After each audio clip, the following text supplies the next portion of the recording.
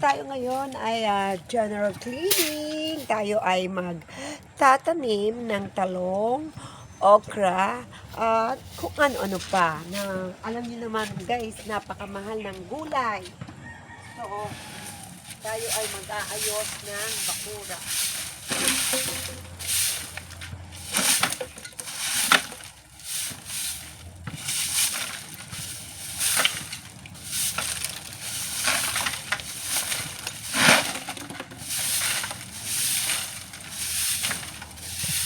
Tayo ay magtatanim at tayo ay maraming kanin.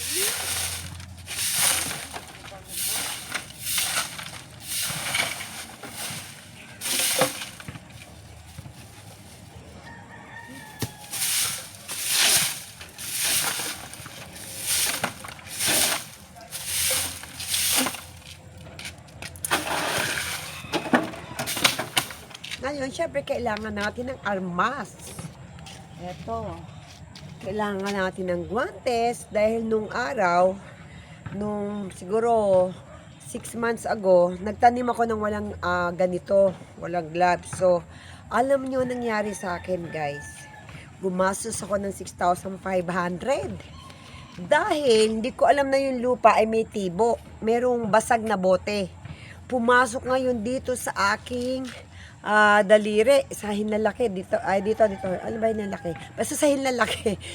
Tapos, pumasok siya, tapos, nangitim, namaga, tapos hindi ko makuha ko yung basag na bote sa aking kamay. Nagpunta ako dito sa maternity, dito lang sa Grand Royal, yung, kalimutan ko pangalan, no? Basta dun sa hospital. At alam niyo ba, ang singil ng doktor, 3,000. Mahal pala ang physiologist na nag-o-opera. Inoperahan yung aking kamay.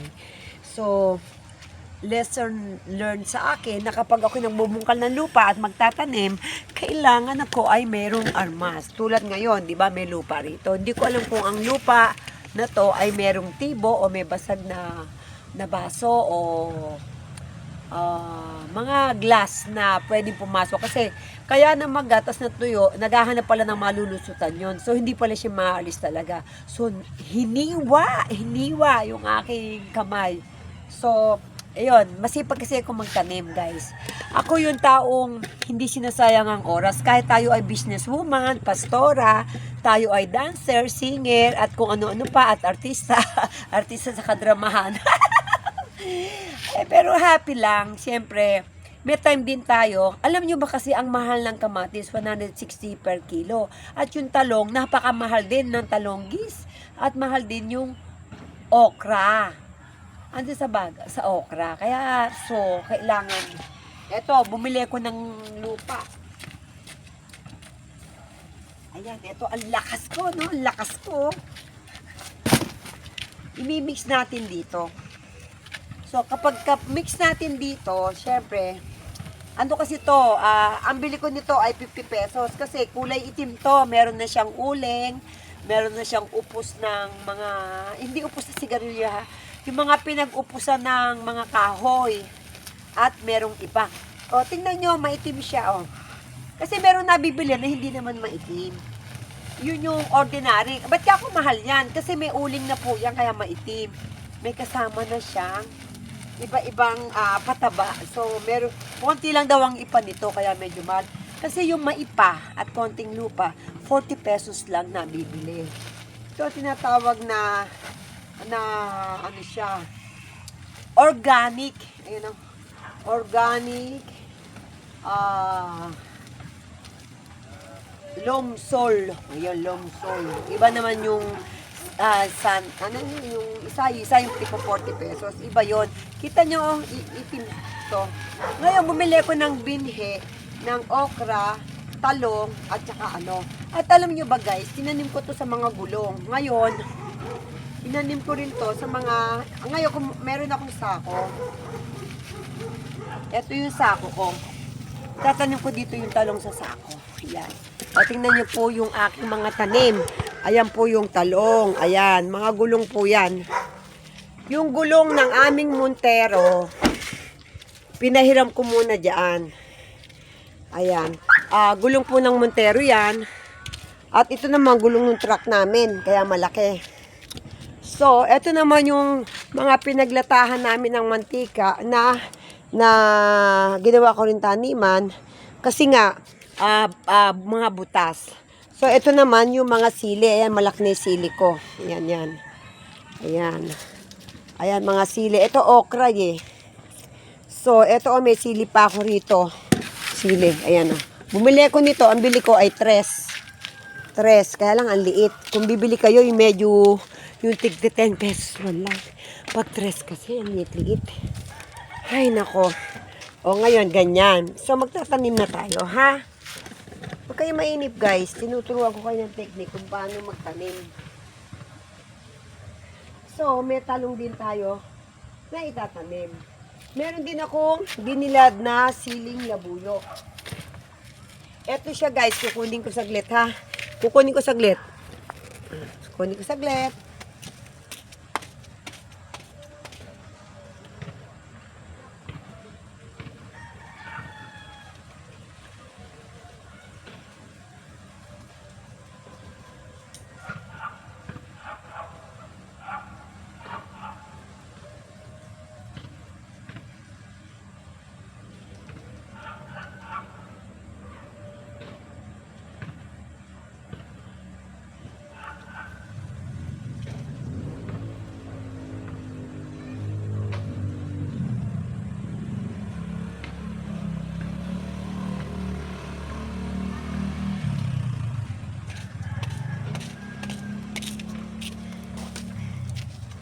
Ayan.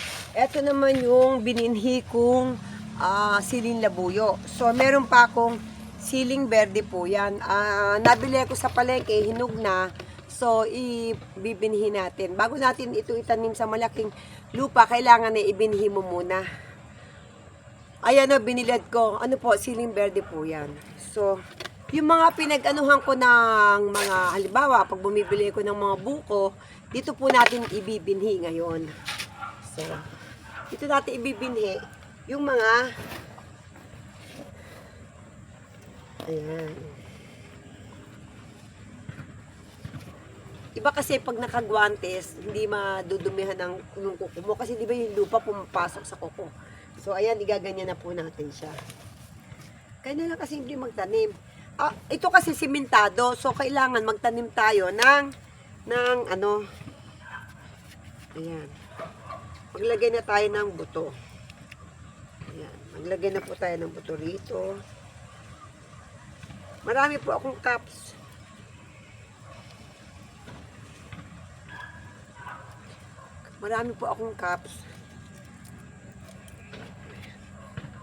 Nalilisan yan. Ayan. Ayan. Ayan siya, oh. May butas na po ito. May butas na. Meron pa yung isa.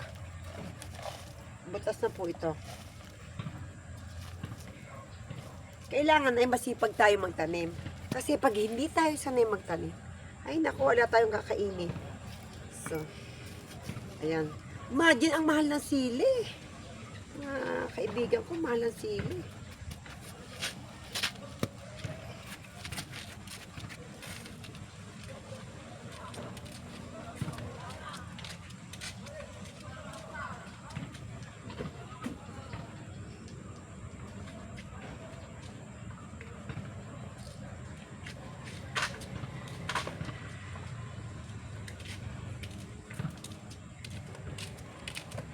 Ayan, tapos pagtatabi-tabi natin yung mga siling berde na binhi. Mga ilang weeks lang yan. Ano na ito, mga sirang ano to, paso. Huwag niyo itatapon yung mga sira yung paso na plastic kasi pwede siyang pang binhi. Na dito yung ilalagay yung binhi. Ayan. Ako kasi kahit nung nasa Maynila, ako nagtatanim ako talaga kahit sa terrace namin. Kasi iba rin kasi yung sariling harvest. Eka nga eh. Ayan o, inano ko na lahat dito yung sili.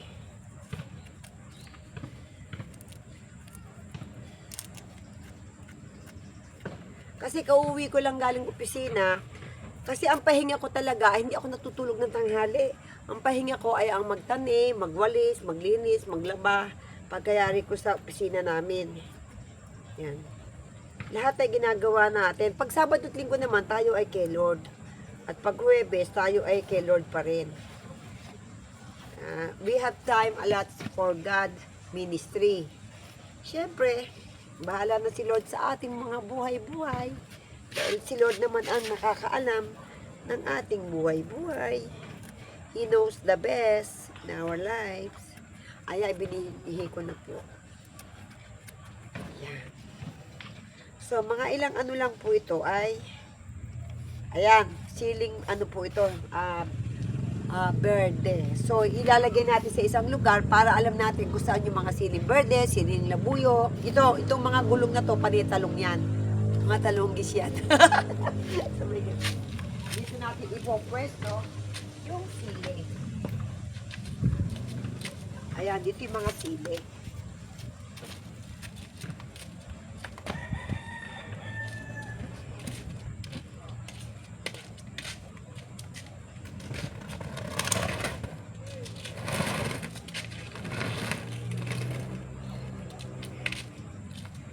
Ayan, iwawalis po natin. Dito po yung mga sili. Ayan, dito po yung mga sili, guys. Ayan, dyan yung mga sili. Lalay natin dyan yung mga sili.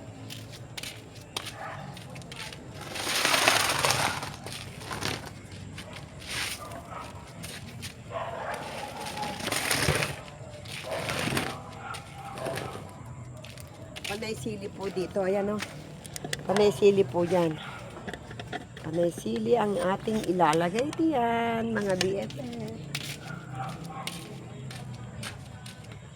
May okra din kasi kung tanim. Double line natin yung sili. Ayan.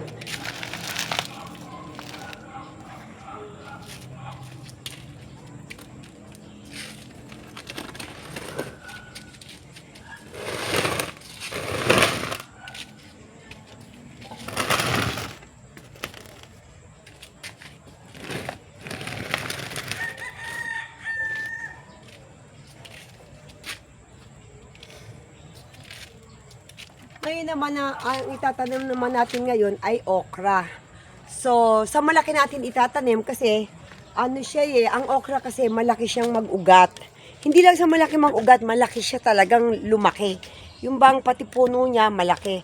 So, kailangan sa container ng mantika natin siya ilalagay. Kaya sa akin, yung sabi nga na ni Pastor Rolly, ako yung tao na yung basura na ikinikip pa. Actually, basura na to kung tutuusin. Basura na tong mga butas na container, mga cups na basuhan ng mga juice, mga buko.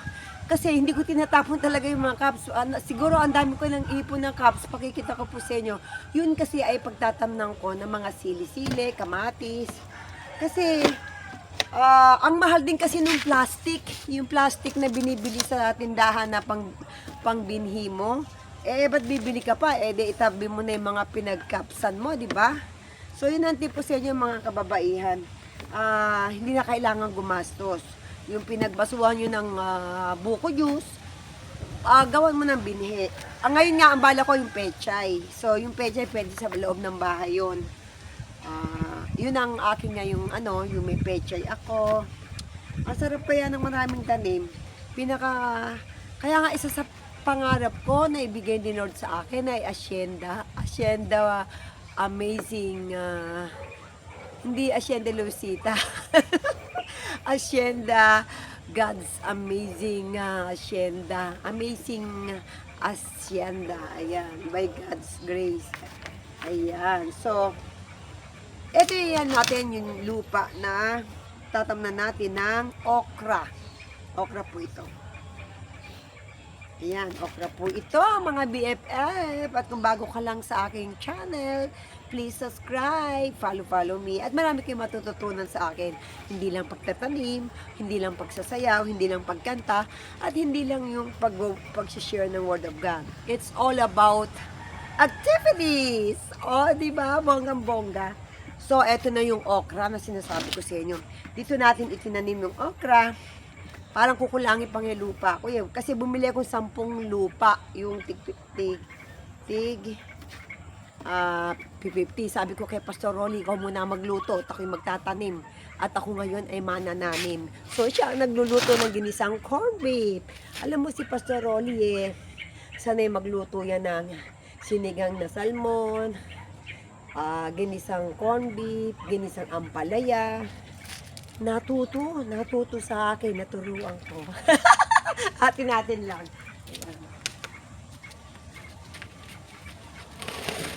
Ayan, ililipat na po natin yung okra. Ito po yung okra. Malaki na po siya. Kasi yung okra, hindi pwede rito. Ayan o. Yung okra ay hindi pwede sa maliit na paso. Kasi yung ugat niyan, sobrang lumaki. At pag nagmunga yan, sobrang tayog. So, andito tayo ngayon sa ating, nasan yung ano? Ay, good. Oh, what happened? Kaya gagamit po tayo ng gulok para hindi maano yung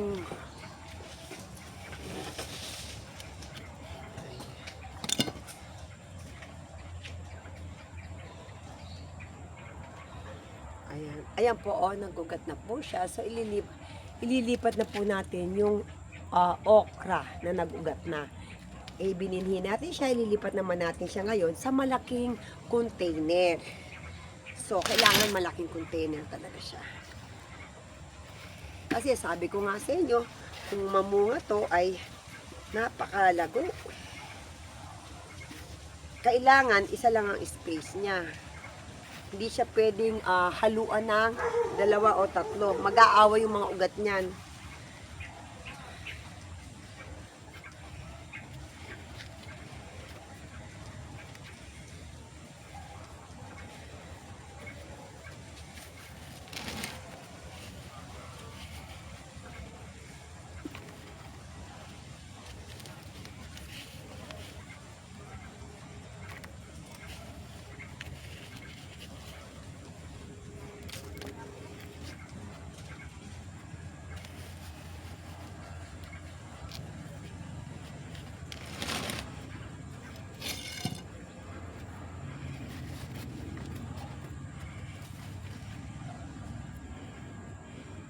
Hindi ko ganong pinuno. Ito na yung okra sa malaking timba.